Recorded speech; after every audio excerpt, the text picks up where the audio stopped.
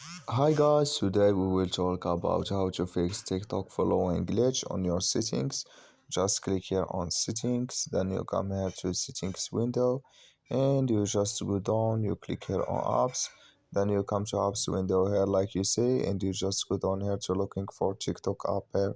In this window, you just go down to find TikTok app and you click here on TikTok, then you come to next window here like you say, and you just click here on full stop, then you click here on OK, and you just go down, you click here on storage, then you come to storage window, you just click here on clear cache, then you click here on clear data, and you just turn off your phone and turn on it, and it's going to work with you. So that's all you have to do to fix that problem on your settings.